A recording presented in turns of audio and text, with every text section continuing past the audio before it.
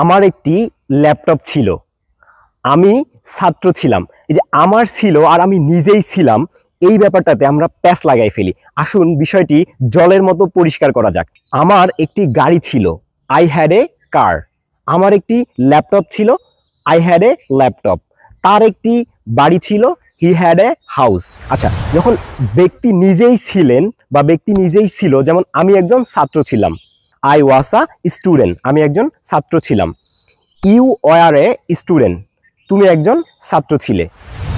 তারা ধনী ছিল, দে ওয়ার রিচ, তারা ধনী ছিল। যখন ব্যক্তি কোনো কিছু ছিল বা ছিলেন তখন হবে ওয়াজ আর ওয়ার। যখন ব্যক্তির কোনো কিছু ছিল তখন হবে হ্যাড। যেমন তারা ধনী ছিল, দে ওয়ার রিচ, তারা ধনী ছিল। কিন্তু যদি বলি যে তাদের একটি বাড়ি ছিল, তখন হ্যাড হবে, দে হ্যাড এ হাউস।